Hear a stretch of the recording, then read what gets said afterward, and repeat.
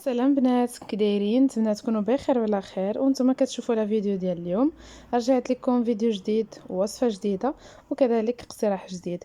اليوم ان شاء الله غادي نشارك معكم لا بات بريزي اولا العجين المرمل. غادي نصايبوا به واحد العجين هكا اولا القالب ديال الطاخط اللي غادي نستعملو انا في هذه الوصفه هذه كطاخط حلوه. بالنسبه لبزاف ديال الناس راه يقدروا يستعملوا اما هاد نفس العجين ونفس المقادير بالنسبه للحشوه اللي مالحه والحشوه اللي حلوه. نخليكم وندوزو المكونات وطريقه التحضير. اول حاجه هاد العجين كيبغي يجي بمقادير اللي مضبوطه باش كينجح معكم، واما عندكم يعني الا ما درتوش المقادير مضبوطه فهو كيجيكم قاصح بزاف، والا نقصتوا شي حاجه فراه ما كينجحش معكم. يعني من الاحسن انكم ديروا المقادير كيف ما هما اولا ديجا تعبروهم من البلاصه اللي غتاخذوها منهم. هنايا غادي نستعمل في مكونات ساهلين. عندي هنايا الدقيق الابيض الخاص بالحلويات، دقيق يكون نوعيه زوينه، وعندي الزبده، حبه ديال البيض، وقبصه ديال الملحه يعني ضروريه هذيك. بالنسبه للدقيق انا هنايا مستعمله 300 غرام، 300 غرام يعني رابعه زائد 50 غرام. وهنا الزبده غادي نستعمل هذه الزبده هذه، هذا النوع اول مره نجربه صراحه وجات زوينه بزاف وعطات نتيجه اللي زوينه. بالنسبه للزبده تقدروا تستعملوا اي نوع نتوما كتفضلوا. هانتوما شفتوا انا درت 150 غرام، 150 غرام ديال الزبده في 300 غرام ديال الدقيق. دائما الكميه ديال الزبده كنضاعفوها دقيق اولا الكميه ديال الدقيق كنديروا نص منها زبده. صافي هانتوما كنرمل مزيان. الزبده تكون بدرجه حراره المطبخ. الناس اللي غيستعملوا الزبده ديال العبار اولا الزبده ديال يعني ديال المارغرين فممكن انهم يدوزوها في الحكاكه باش كتجيهم ساهله باش كيترمل العجين دغيا. هانتوما شفتوا يعني العجين اولا الزبده ملي كتكون بدرجه حراره المطبخ فهي دغيا كترمل وكتعطي هذه النتيجه هذه. صافي هنايا الا خفت انهم يكونوا الكرات ديال الزبده مازالين نشد هذا الخليط وندوزو عاوتاني كامل في الحكاكه بحال غنصايب غريبه، فهي صافي كتكون يعني كاع المكونات نساجموا. صافي هنايا نتوما شفتوا بعد ما كنخلط مزيان كنضيف حبه ديال البيض كامله. بالنسبه للبيض البنات فديروا حبه بحبه. انا هنا زدت الحبه الاولى فبان لي انه العجين صافي تجمع كفايه، يعني ما غنزيد لا ما ولا البيض اخر او لا يعني كميه ثانيه ديال البيض. صافي هذاك البيضه بوحدها كفاتني. يعني كاين نوع ديال الدقيق اللي ما كيتشربش دغيا، يعني في هذه الحاله هذه الا زدتوا بيضه وشفتوا العجينه مازال ما تجمعات فغتزيدوا ليها واحد 2 معالق كبار ديال الماء ضروبيني الماء بارد. صافي هانتوما شفتوا يعني العجين ما كندلكوها ما حتى شي حاجه غير كنجمعوها باطراف الاصابع. يعني اصلا هو سميتو العجين المرمل خاصو غير يترمل ماشي يتدلك، لانه السر من اسرار باش ينجح لكم هذا العجين هذا يعني يبقى محافظ على القوام ديالو، حيت الا تدلك صافي كيبدا يتقلص في الفران او دا كيبدا يتجمع. في هذه الاثناء هذه غنجمع العجين هكا بطريقه بالاطراف ديال يديا وغندخلها للمجمد اللي هو الفريغو واحد 10 دقائق. عاد غادي ندوز باش نخدم بها، ما غنخدمش بها مباشره، ضروري مرحله تجميد يعني غتخليوها من 10 دقائق الا كان عندكم الوقت حتى نص ساعه فهي كافيه. هنا من بعد ما خرجتها من الفريغو غادي ندوز ناخذ المول اللي عندي انا. غنستعمل المول ديال الزاج، تقدروا تستعملوا المول ديال الحديد ولا اي نوع ديال المول عندكم. انا غنستعملها في هذا اللي فيه داك الجنيبات هكا كيكونوا مطبوعين. وغناخذ واحد البلاستيك غذائي باش غادي يساعدني انني نطلق هذاك العجين مزيان. تقدروا تستعنوا غير بالدقيق على سطح العمل، ولكن هذه ديال البلاستيك فراه كتخلي يعني العجينه تجي مقاده الوجه ديالها ما كتجيش فيها داك التكماش اولا الطحين بزاف. حنا غرضنا العجينه ما يجيش فيها الطحين بزاف في الوجه ديالها. صافي كنبدا نطلق هذا الشكل هذا بالدلاك. وبالنسبه للعجينه راه ما ديروهاش رقيقه بزاف وما ديروهاش غليظه، لانه ملي كتكون غليظه عاوتاني بزاف راه بحال كطيب لكم من برا وكتبقى من الداخل مدقصه ديك العجينه ديالها، وكتجي حتى في العضه ديالها ما زويناش. يعني حنا بغينا لاباط تجي مقرمشه وخفيفه في نفس الوقت. صافي كنبدا نطلق بهذا الشكل هذا. من بعد كندير واحد تدويزه خفيفه هكا بالدلاك باش ما كتجيش جهه طالعه وجهه هابطه.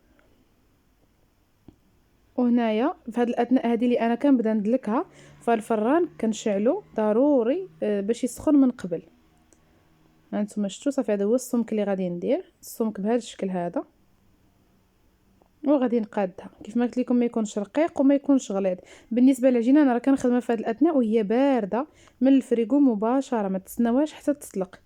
ضروري تكون بارده باش حتى هي كتساعدكم انه العجين يجي مورق وما يجيش يعني مجموع، ولا ديروها في المول وكتجمع ليكم، يعني كتبقى محافظه على الشكل ديالها. انا ما بغيتش نقطع شي لقطات من الفيديو باش يبان لكم كلشي واضح. ها نتوما صافي كنتاكد انه الجوانب كلهم مقادين. وبالنسبه للمول غادي ندهنو بشويه، غير شويه خفيف بالزبده. يعني ممكن انكم تستغناو على هذه المرحله انكم تدهنوا المول بالزبده. انا دفت هذاك الطريف ديال الزبده غير تفاديا انه المول يلصق ليا العجين. صافي هانتوما كيكون هذا هو القوام ديالها اللي حصلت عليه. بحال غادي ندير حليوات ديال الصابري بهذاك السمك. المول هو هذا، انا نخلي لكم القطر ديالو ان شاء الله في صندوق الوصف. المهم غادي يكون ما بين 25 حتى 27 سنتيم فيه، ولكن نتاكد لكم بالضبط وغنحط لكم في صندوق الوصف. صافي هنايا كندهن بالزبده غير شي شويه.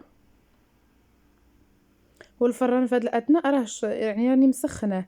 الا كان عندكم الفران ديال الضو فغادي ديروه تسخنوه من قبل على 170 درجه حتى يسخن مزيان، واحد 10 دقائق قبل، وغتنقصوا ليه العافيه حتى ل 150، غتنقصوا له العافيه.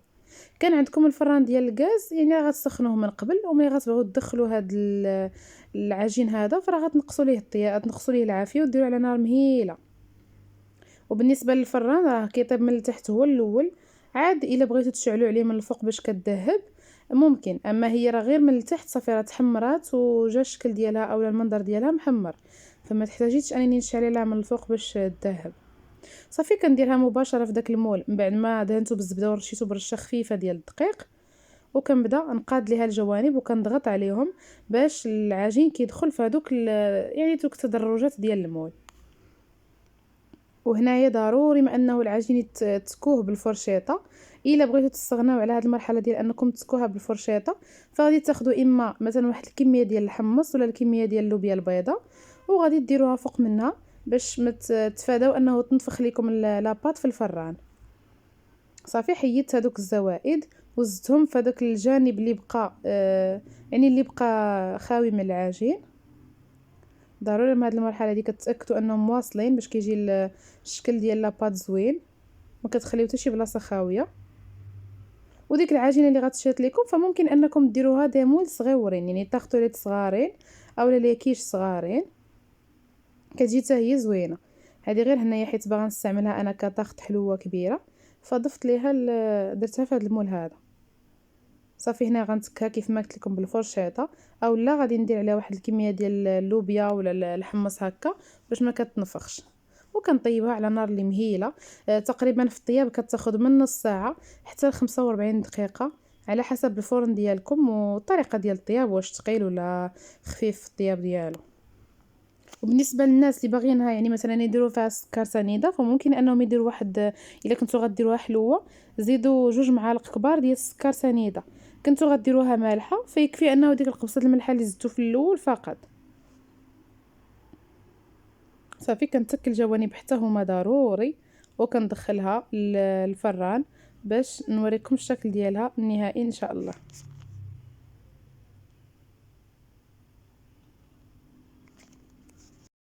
هانتوما البنات من بعد ما خرجتها من الفران فهي خدت لي 40 دقيقه بالضبط. الفران شاعل غير من التحت يعني النار غير مهيله عليها حتى طابت وجات مقرمشه، وفي نفس الوقت كتجي هشيشه يعني كتذوقوها باش ما بغيتو. انا في هاد الاثناء هذه فانا درت ليها غير الكريم باتيسير والفواكه. انا غادي نخليكم الصوره ديالها تشوفوها على جنب. ان شاء الله نتمنى الفيديو ديال اليوم ينال الاعجاب ديالكم.